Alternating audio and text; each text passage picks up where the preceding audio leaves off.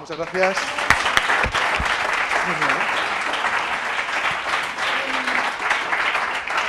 Genial, pues como queráis. Bueno, si tampoco es, pero vamos.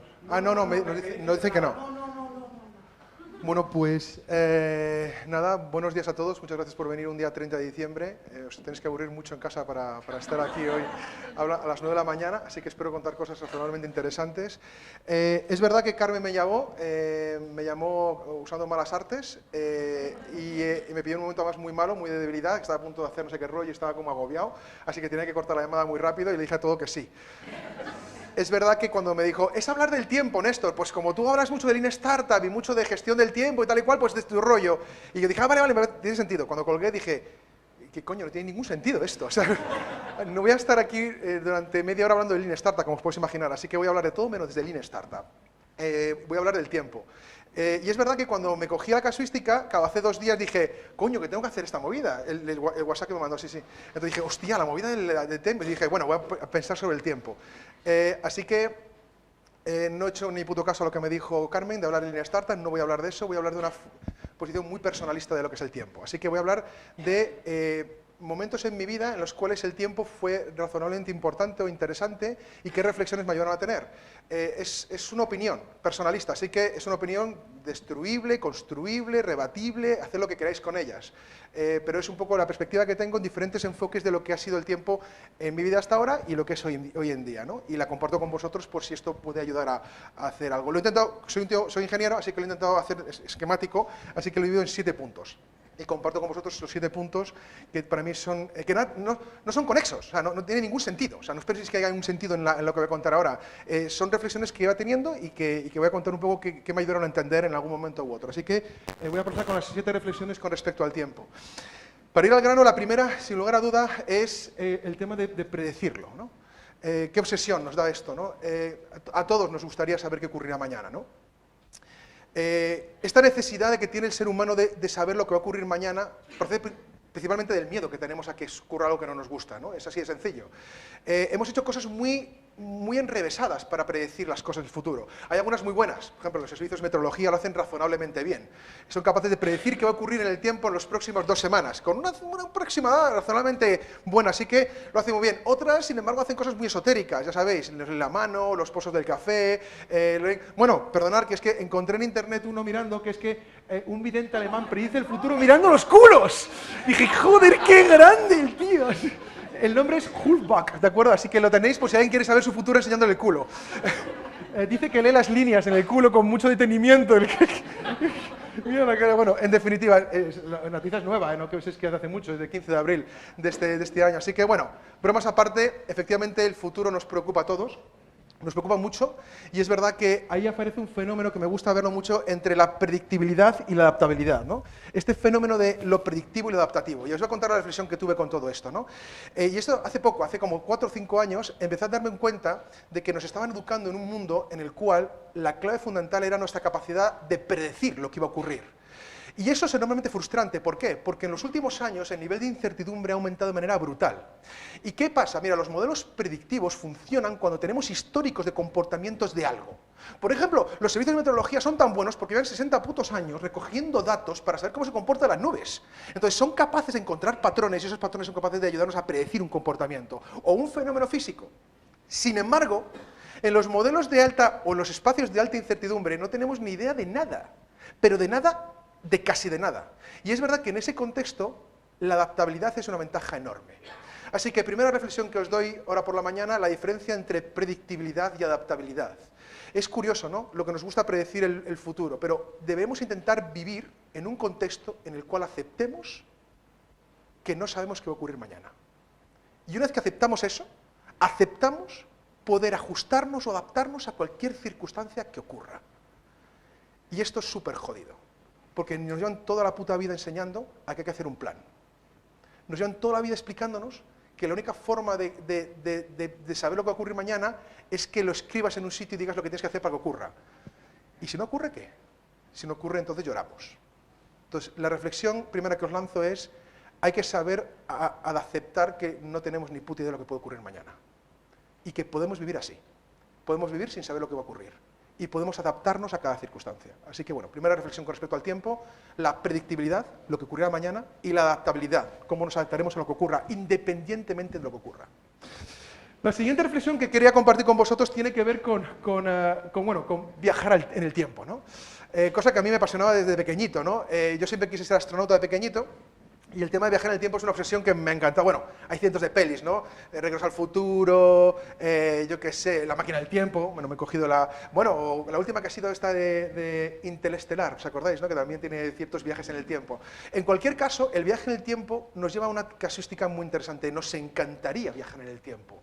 De hecho, hay mucho escrito, ¿no? Ya lo escribió un señor llamado Albert Einstein, ya poniendo la base posible sobre los viajes en el tiempo. De hecho, ya se ha viajado en el tiempo. Esperad, voy a contar cómo se ha viajado. Ya sabéis que en el tiempo las cosas se mueven de manera relativa, así que os podéis imaginar que los astronautas que están en el espacio viajando más rápido envejecen menos que nosotros que estamos aquí en la Tierra. Hay que joderse, lo han medido. Y sí, han envejecido menos, muy poquito menos, décimas de segundo, pero mierda, ya han envejecido menos. Despreciable en una vida normal, convencional. Pero bonita reflexión el tema de esto, ¿no? Pero lo que quería compartir con vosotros no tiene que ver con eso, tiene que ver con otra reflexión, que es por qué queremos viajar en el tiempo. O sea, ¿qué razón hay para querer hacer eso? O sea, ¿qué razón tenemos para querer viajar al futuro o querer viajar al pasado? Y creo que detrás de esa reflexión, independientemente de que la física lo demuestre o no demuestre, hay algo mucho más humano y más de nuestra propia esencia, que tiene que ver con lo que nos preocupa sobre el futuro y lo que nos atormenta con respecto al pasado. Y eso nos lleva a dos sentimientos enormemente destructivos. El primero es el preocuparse. Preocuparse por acontecimientos en un futuro que no conocemos. Fijaros la reflexión, ¿no? Hay un estudio de la Universidad de Chicago que hizo un experimento y demostró que el 97% de las preocupaciones que tenemos en el día nunca ocurren. Nunca ocurren. Eso sí, te preocupas como un gilipollas. Te preocupas por todo, por cualquier circunstancia, y te consume tiempo. ¿Tiempo de qué? Tiempo del presente, de estar aquí. Así que, lo siento, me han educado igual que a vosotros, me preocupo por todo, me preocupo por los niños, por Chris, por el curro, por un millón de cosas que nunca ocurren, gracias a Dios, pero te preocupas. Y eso te lleva a tu necesidad de ir al futuro a ver qué pasará. Error la necesidad de querer ir al futuro, porque en esencia lo que nos mueve es la preocupación por algo que nunca va a ocurrir. Y si pensáis bien, eso es mucho más atormentante que el propio hecho de ir al futuro. Y el pasado, el querer ir al pasado a cambiar las cosas, nos lleva a un ejercicio más atormentado todavía, que es ese espacio en el cual ocurrió algo que no queríamos, pero ocurrió. Y nos gustaría, poder mejorarlo, poder cambiarlo. Y nos lleva a una conjunción verbal que está diseñada por el mismo diablo, que es el «y si hubiéramos». El «y si hubiéramos» no existe. El «y si hubiéramos» es un tormento puramente humano, que nos lleva a la reflexión de, joder, y si hubiera hecho esto, ya, pero no lo has hecho, ya, pero joder, y si lo hubiera hecho, ya, pero no lo has hecho y te jodes. Pero acepta que lo que ha pasado, ya está. Y el hecho de la esencia fundamental del pensamiento de querer ir al pasado es la enorme tortura humana de no aceptar lo que ocurrió. Así que reflexión que lanzo con respecto a esto es, creo que no es necesario viajar en el tiempo. No es necesario. No es necesario ir a un futuro en el cual no sabemos qué va a ocurrir y tenemos que aceptar que no lo sabemos. Y además, tenemos que entender que puede ser que sí que ocurra lo que nos está preocupando, que es el hecho por el cual hemos ido al futuro, así que una gilipollez. Y la segunda es aceptar que en el futuro, en el pasado, ha pasado, y pasado está. Y que sirva como una palanca para lo siguiente. Así que siguiente reflexión es, me mandan que gire para acá. Ah, Cristina, sal. Ah, ¿qué haces ahí, tía? Sal, pero ponte aquí. No, pero pues, mujer, siéntate aquí. No me jodas. Siéntate aquí si quieres, no sé. Bueno, reflexión. Presente, pasado y futuro. No hay que sufrir tanto con el futuro y no hay que atormentarse tanto con el pasado. Bueno, siguiente reflexión que quería compartir con vosotros tiene que ver con la unidad del tiempo. El tiempo y cómo lo medimos. ¿Y por qué esa reflexión que bueno, pues os digo una cosa. Durante 8 años de mi vida Estuve trabajando en una compañía llamada Agilent Technologies. Quizá no suene para nada, pero Agilent básicamente es una compañía que diseña o fabrica instrumentos para medir cosas. Entre las que fabricábamos para medir eran relojes. Diréis, ¡buah, relojes fácil! Bueno, sí, relojes, pero muy precisos. Y cuando digo muy precisos, mierda, quiero decir muy precisos. De hecho, tuve de responsabilidad la área de tiempo y frecuencia de metrología en un laboratorio. ¿Esto qué quiere decir? Que de mí colgaban una serie de instrumentos, bueno, de mí, estaba el director de calidad, ¿no? Pero en parte la responsabilidad de los instrumentos de medida de tiempo, en una temporada tuve yo, ¿no? ¿Qué relojes teníamos? Pues teníamos relojes atómicos, relojes de cesio de rubidio. Quería explicaros esto porque en esa temporada, hace ya 8 años, 9 años, o 10, bueno, no quiero decir más, pero quizás 10, aunque no quiera reconocerlo, pero trabajé básicamente intentando entender medidas. Tuve la suerte, bueno, en aquel momento lo vi como la putada, pero ahora lo veo como la suerte, de ser auditado por los auditores del ROA. El ROA es el Real Instituto de la Armada, donde es el patrón de tiempo, que es el que acredita quién dice que es tiempo. Viene un señor, me están grabando, ¿no? Muy majete, a auditarnos, y entonces en aquel momento a mí me tocó hacer las pruebas. Fue el ingeniero que tenía que hacer las pruebas para acreditar que nuestro laboratorio medía correctamente el tiempo. Claro, os podéis imaginar que nosotros medíamos cosas muy chungas, como por ejemplo el milisegundo de un pulso que genera un blanco virtual para que un avión calibre su radar. Os podéis imaginar que ese segundo tiene que estar bien medido. ¿Y quién lo medía al final? Mierda, un reloj. Y ese reloj había que medirlo bien. ¿Sabéis cómo se mide hoy en día el tiempo? El patrón que existe en el mundo hoy en día, en el tiempo, lo lleva un reloj de cesio. Bueno, miento, son varios relojes de cesio, se promedia, se hace una desviación de la media muestral, ¿de acuerdo? Pero bueno, independiente de todo eso, son relojes de cesio. Pero ¿cómo funciona un puto reloj de cesio? Dejar que os lo cuente como cultura general. Es una chorrada. Si lo pensáis bien, es una chorrada. Básicamente consiste en coger cesio. ¿Por qué hace cesio? Porque la masa atómica es muy grande. Masa atómica quiere decir que tiene mogollón de movidas aquí. O sea, mogollón de electrones y protones y tal y cual. Eso quiere decir que es masa atómica grande, ¿de acuerdo?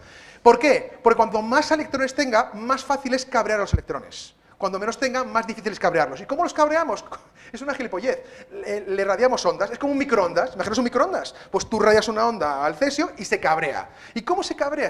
Los elementos se cabrean de maneras muy diferentes. El cesio lo que hace para cabrearse es un electrón, que hay por aquí más o menos, bueno, no sé capaz, no hay luz esto, ¿no? Sí, tiene luz. Un electrón que está aquí más o menos, salta a este sitio. Y al saltar, emite un fotón. Este fotón se puede medir con un pequeño sensor fotoeléctrico que mide la frecuencia de ese fotón. Hay que joderse, pero esto es súper sencillo de hacer. Casi se puede hacer, no lo hagas en casa, pero casi. ¿Esto qué significa? Que esa frecuencia es de 9.200.000 ciclos de un segundo. Y eso es estable en 1 por 10 elevado a menos 12. Es decir, una variación muy pequeña en millones de años. No voy a decir las cantidades para no decir, oh, sino la reflexión final es que somos capaces de medir el tiempo de manera absoluta. Y ahora os voy a contar la reflexión que me ayudó a entender eso. Estos son fenómenos cuánticos. Cuando estudiaba mecánica cuántica, ¿de acuerdo? Un mundo también oscuro y turbio, en el cual no se entiende porque la lógica que hay detrás de eso no tiene que ver con el mundo real. Hay dos lógicas en el mundo, lo relativista y lo mecánico cuántico. El mundo de lo relativo, lo relativista, indica que el tiempo es relativo en función de donde estés. Fijaros la movida, lo que contaba de los astronautas, ¿no? Si nos moviéramos a velocidades de la hostia, cercanas a la de la luz, nuestra percepción del tiempo y lo que viviremos en nuestro tiempo, nada tendrá que ver con el sujeto que no está corriendo hacia la luz. De hecho, puede ocurrir que yo tenga 10 minutos de vida y la persona que me está observando haya pasado 100 años de su vida. Entonces, en esta diferencia, que se llama la teoría general de la relatividad, describe este fenómeno, nada tiene que ver con lo pequeño. En lo pequeño, el tiempo de la mecánica tradicional, que se llama mecánica cuántica clásica, es absoluto. Y eso nos lleva a una casuística, que yo soy capaz de saber siempre el mismo tiempo en el mismo fenómeno independientemente de lo que ocurra. Así que el cesio es una buena forma de encontrar el tiempo. Si queréis tener tiempos absolutos, iros a lo muy pequeño. Si queréis tiempos relativos, iros a lo muy grande. Es perturbador pensar que el hombre no ha sido capaz de unificar ambas teorías. Se comportan de manera diferente y no somos capaces de entender un universo único. Esa famosa teoría de lo único nos lleva perturbadamente a una reflexión, que es que no tenemos ni puta idea del universo. Y no tenemos ni idea de cómo lo pequeño funciona en lo grande. Tenemos muchas cosas ya entendidas, pero no entendemos cómo funciona todo de una manera. Y eso es mucho más perturbador. Cuando estudiaba mecánica cuántica, para entender los fenómenos de comportamiento de los átomos de cesio y poder explicar cómo medíamos las cosas, a tanto no llegamos. Hay reflexiones muy chulas, ¿no? ¿Cómo puedes medir algo que es más preciso que esto si no tienes algo más preciso? No tiene que ver con los cálculos de incertidumbre, no os preocupéis con eso. Pero la reflexión es, el tiempo es relativo y absoluto. Y el tiempo es relativo y absoluto ya no solo físicamente, sino también desde las personas, ¿no? Es claro entender que cuando pasamos de puta madre con alguien, el tiempo pasa volando, y cuando estamos jodidos, el tiempo pasa súper lento. Eso nos lleva a una distorsión del propio tiempo de manera subjetiva. Así que fijaros lo enrevesado del tema. El tiempo, desde el punto de vista físico, es relativo, pero el tiempo desde el punto de vista humano también es relativo. Así que, mierda, todo es relativo. En cualquier caso, cómo se mide el tiempo es una reflexión que también me gustó mucho y en mi vida tuve que pasar por aquello. Siempre recordaré cómo nuestro director de metodología me explicaba con cariño cómo funcionaban los fenómenos cuánticos para medir el tiempo y cómo el tiempo relativo... Claro, cuando nosotros medimos el tiempo del reloj de cesio, lo hacíamos a través de un sistema geoposicionando con un satélite GPS, que también tenía un reloj de cesio, y lo hacíamos de manera relativa. Así que teníamos que calcular el efecto relativo de la Tierra cuando, mierda, que es 0,00000, claro, pero si mido un segundo a la menos 12, os podéis imaginar que ese efecto me puede estar influyendo. Y se metía dentro de nuestros cálculos de incertidumbre. Vamos, una paja mental de 3 pares, pero la reflexión que hay en todo esto es para el humano, lo importante de lo relativo y lo absoluto. Así que otra reflexión que os lanzo con respecto al tiempo es la relatividad y lo absoluto que puede ser el tiempo en nuestra vida, físicamente y humanamente. Lo siguiente tiene que ver con la gestión del tiempo. Terrible esto, ¿no? Quizá Carmen, en su romántica llamada para intentar convencerme, quería que hablara solo de esto, que os podéis imaginar que no voy a hablar solo de esto. El tiempo no es solo la gestión del tiempo. El tiempo es mucho más que todo esto, pero sí es verdad que somos malos gestores de tiempo. En general, todos. No hay ni buenos ni malos porque todos somos capaces de mejorarlo, ¿no? Me acuerdo, he aprendido 2 reflexiones que comparto con vosotros, ¿no? La primera es lo urgente y lo importante, ¿no? Nada que decir que no sepáis, ¿no? Cómo lo urgente se devora lo importante, ¿no? Y cómo cuando queremos darnos cuenta de lo importante ha pasado por culpa de lo urgente que no era tan urgente. Es terrible nuestra percepción de la urgencia en cada momento y en cada circunstancia, pero he aprendido también otra cosa bastante más turbia, ¿no?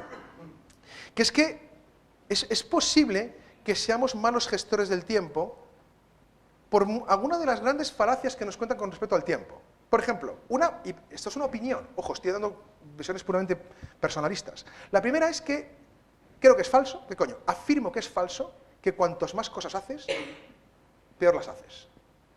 Lo siento, en mi vida cuanto más cosas he hecho, más tiempo me ha dado hacer más cosas. Es acojonante. Así que creo que la eficiencia tiene que ver con lo jodido que estés con tu tiempo. Es decir, cuanto más jodido estás de tu tiempo, más cosas eres capaz de hacer, más eficiente eres, ¿no? Así que, primera reflexión, si queréis ser buenos gestores del tiempo, petaros la agenda. Petaros la agenda. Cuanto más petado estés, mierda, mejor gestionas el poco tiempo que tienes. Cuanto más tiempo tienes, es entonces... Vamos a ver, voy a analizar lo que voy a hacer en el tiempo. Y te pones post-it, y te pones la de Dios, y pierdes una puta hora para gestionar... Nada, eso se llama desperdicio, o waste en inglés, ¿sabéis? ¿No? Cualquier cosa que no tenga un valor razonable para hacer algo. Así que toda mi vida me dijeron que tenía que hacer las cosas... Y no, en general creo que en el caos hay mucha más gestión del tiempo que en el no caos. Y lo lanzo como reflexión personalista también, ¿no? Así que cuidado con lo urgente y lo importante en vuestra vida, porque yo he sufrido esto de que lo urgente se me comió lo importante, y hay veces que lo importante cuando pasa ha pasado. Y la segunda reflexión es, cuidado con eso de que seáis muy puristas con vuestra gestión del tiempo. La mejor forma de estar a tope con el tiempo es estar a tope con tu vida. Cuanto más cosas hagas, más cosas habrás hecho, y mejor las habrás hecho en el tiempo. Así que ahí lanzo la reflexión, que ya sé que va en contra de lo que nos dicen siempre de la gestión del tiempo. Que no, hacer las cosas de una en una, no, 7 cosas al mismo tiempo. Y las haces a toda leche, es acojonante. Pero bueno, solo como reflexión también personalista, ¿no? La siguiente tiene que ver con algo bastante más humano, ¿no? Que las cosas anteriores de la física que he contado, que es cómo compartimos el tiempo, ¿no? Otra cosa que también me ha perturbado mucho a lo largo de toda mi vida. ¿Por qué? Mira, si lo veis bien, nuestra vida consiste en qué hacemos con nuestro tiempo. Tiempo limitado para todos. ¿Y en qué lo queréis dedicar? Y la gente lo dedica a cosas muy peregrinas. La gente lo dedica, por ejemplo, a cambiar su tiempo por dinero. Aquí todos lo hacemos de alguna manera o de otra. Todos cambiamos nuestro tiempo por dinero. Pero también lo cambiamos por nosotros mismos. Cambiamos el tiempo por la reflexión hacia nosotros mismos, para leer, para viajar, y también el tiempo para otras personas. Lo que quiero deciros, o sea, para ayudar a otros, para compartir con otros, para estar con otros simplemente, ¿no? La reflexión que quiero deciros es qué porcentaje de vuestro tiempo está en cada una de estas tres. ¿Qué porcentaje de vuestra vida está para cambiar vuestro tiempo por dinero? ¿Qué porcentaje de vuestra vida está para vosotros mismos? ¿Y qué porcentaje de vuestra vida está para los demás? Quizás eso también tiene que ver con nuestra edad, ¿no? Quizá cuando somos jóvenes todo es dinero. Somos esclavos del propio dinero, quizá, ¿no? Cuando empiezas haciendo más años, empiezas a dedicar tiempo para ti, quizá, ¿no? Y ya cuando te queda menos tiempo, es cuando quizá más tiempo le das a los demás. Es paradójico esto, ¿no? El comportamiento de esto. Es decir, cuanto menos tiempo te queda es cuando más quieres ayudar a los demás. Quizá porque te has desprendido de dos grandes cargas que no nos podemos desprender, que es cambiar nuestro tiempo por dinero y cambiar nuestro tiempo para nosotros mismos. Es perturbador esto, porque si lo pensáis bien, todos estamos anclados a alguna de estas tres, y posiblemente van cambiando luego nuestra vida, ¿no? Lo único que quiero deciros como reflexión es que yo intento encontrar mis porcentajes aquí, que no los encuentro, y no es fácil encontrarlos. Ojalá pudiera dedicar más tiempo a los demás, pero esto de ojalá es una típica excusa de mierda que no mola decirla. O lo haces o no lo haces. Y es verdad que eso nos lleva a una reflexión mucho más terrible, ¿no? ¿Cuánto de egoísta soy? ¿O cuánto hago por mí? ¿O cuánto hago por los demás? ¿O cuánto hago por el dinero? Reflexión que tengo y he tenido hace años y sigo teniendo ahora mismo, y sigo sin saber cuadrar bien en cada momento de mi vida qué porcentajes hay a cada cosa que dedico en mi tiempo. Así que la siguiente reflexión es, oye, ¿cómo compartís vuestro tiempo? La siguiente, sin lugar a duda, es la historia del tiempo, la penúltima. La historia del tiempo es enormemente turbio. El tiempo, ¿cómo surge? ¿De dónde surge? ¿Cuándo empieza? ¿Empieza de la nada? Bueno, efectivamente, si tenéis una pequeña reflexión con respecto a lo que es la nada, os daréis cuenta que nunca existió nada. Reflexión que os doy. Imaginaos, ¿qué es la nada? Es algo bastante turbio, porque la nada ni siquiera es nada. Fijaros, si entre tú y yo, ¿qué es lo que hay? Pues dirías, bueno, elementos. Si yo quito esos elementos, ¿qué es lo que hay? Nada. No, espacio-tiempo. Hay que joderse, ¿eh? Vale, si elimino espacio-tiempo, ¿entonces qué hay? Entonces hay nada. O sea, fijaros lo que es la nada. Es la ausencia no solo de toda la materia, sino del espacio-tiempo también entre ellos. Y eso nos lleva a una reflexión. ¿Cómo surge algo de la nada si nada se puede meter ahí? Bueno, independientemente, no vamos a meter la derivada de Dios, que no cabe en el juicio, pero evidentemente es perturbador. La primera reflexión que tienen los físicos es que nunca existió la nada. Siempre hubo algo. Ese algo podrá ser X, que todavía no conocemos, pero de ese algo ocurrió una cosa fantástica. Hace 13.700 millones de años, hubo una gran explosión. Ya sabéis, esa explosión hizo que todo ¡pum!, esparciera de manera brutal. En aquel momento, los científicos han descubierto lo que había una millonésima de una millonésima de una millonésima de una millonésima de segundo después de esa puta explosión. Hay que joderse con los científicos, ¿eh? Pero lo que había, dejar que lo cuente en esencia, son 4 cosas. La primera es cuatro dimensiones, las que conocéis todos, lógicamente. Las 3 espaciales y nuestro tiempo, que estamos hoy hablando, ¿no? Así que nuestro tiempo surgió una millonésima de una millonésima de una millonésima de una millonésima de segundo después del Big Bang. También había 4 fuerzas, las que todos conocéis. La electromagnética, la gravitatoria, la fuerza fuerte y la fuerza débil, las atómicas, las que mantienen el núcleo atómico atado, ¿de acuerdo? La tercera cosa que había es un único elemento. El elemento más sencillo de la tabla periódica, un protón y un electrón, se llama hidrógeno. En el principio de los tiempos, solo había hidrógeno. Y otra cosa más perturbadora. Cuando el universo explota, no lo hizo de manera homogénea, lo hizo con una tara, con un error. Hubo un puto error. Si no hubiera habido un error, hubiera ocurrido algo mucho más fascinante, que hubiera sido que todo, al partir de la singularidad, todos los átomos de hidrógeno hubieran sido equidistantes entre sí. Hubieran sido perfectamente esféricos y equidistantes, y por culpa de la fuerza de gravedad, todo se hubiera expandido de manera homogénea, nada hubiera reaccionado. Sería un mar enorme este universo de átomos de hidrógeno equidistantes. Pero mierda, eso no ocurrió. Ocurrió una tara, un error, y ese error hizo que todo se desordenara. Tampoco tenemos ni puta idea de por qué ocurrió ese error, pero ese error también es perturbador. Pero lo que ocurrió después fue algo fascinante. Los átomos de hidrógeno se juntaron en grandes bolsas. En estas bolsas, por culpa de la fuerza de la gravedad, que atraía, y a más hidrógeno atraído, más fuerza de gravedad, más masa, más atrae ese hidrógeno. Así que cada vez eran más grandes y más grandes estas bolsas de hidrógeno. En un momento dado, en el interior de estos sitios ocurrió algo acojonante. Aumentaba la presión y la temperatura, y los átomos de hidrógeno se colisionaban unos con otros a toda leche. En un momento dado, cuando superó los 10 millones de grados, ocurrió algo brutal. Dos átomos de hidrógeno se fusionaron y se convirtieron en uno de helio. Y se generó un fotón. Se hizo la luz. Es acojonante pensar que el Big Bang ocurriera en la más absoluta oscuridad.